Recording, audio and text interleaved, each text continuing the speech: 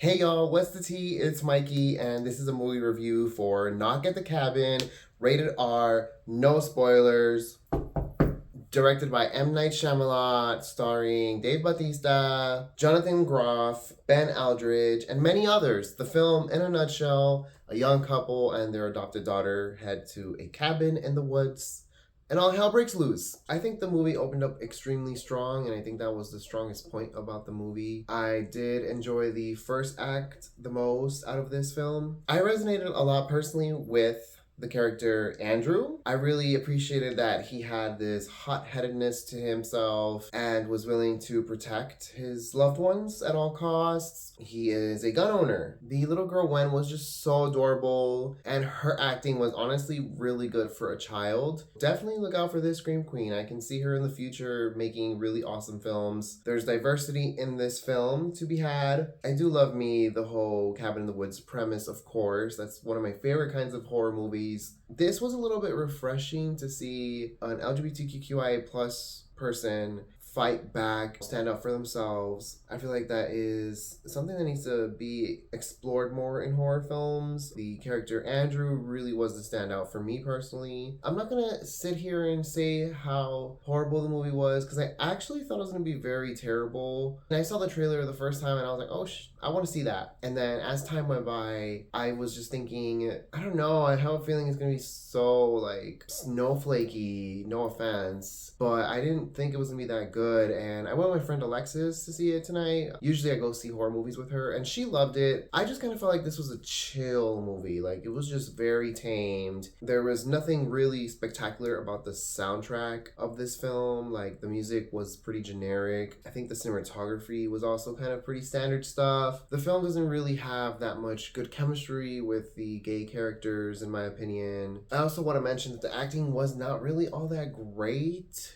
It was just pretty decent for the most part. This doesn't really add anything new to the horror genre or just to the movie cinema experience in general. For a movie that's a cabin in the woods setting, it was probably the least scariest cabin in the woods set movie in my entire life that I've ever seen. The film is not that scary. The film could have definitely used a little bit more of badassery to it. I definitely wanted the main two characters to be more fierce, and I also wanted the villains to be more villainous. I don't think they were villainous enough. I wasn't really scared of them. There wasn't really any real tension. The most intense scene involved acquiring of a firearm within a car. I won't go too much into that, but that was an intense moment in the film and probably one of the only intense things that happens. I understand that there's a child in this household, so you do want to keep safety as top priority when it comes to firearms, but do not make it hard for even yourself to get this damn gun. You know, make it hard for the kid to get the gun. Don't make it hard for you to get the gun and actually freaking ready to go, ready to use it, you know? And that just like pissed me off because I'm a gun owner and I definitely preach safety, but I also have my gun ready. I don't live with kids, so I don't really have to go too much in safety precautions, but my gun is ready to fire, you know, for the most part. I also did not like that the kills had sensory to them. Like you couldn't see anything. Almost everything was done off of view. All the characters' demise are not shown. You just get aftermaths of it, and it's not gory, it's not a violent film. Like I said, it's a pretty tame movie. These are all just, of course, nitpicks, but once nitpicks become so continuous and they just quantify, you gotta start going back and realizing that you need to fix these mistakes because they will accumulate and make a not so good movie. I definitely think Knock at the Cabin had way more potential. Overall, I give this film a 6 out of 10. I am glad that I watched it in theaters. I don't think I'll ever watch this movie ever again. I would honestly just say if you do go watch this film, just know it's not going to be anything like grand. I will not own the Blu-ray for this. I think this is just a one and done kind of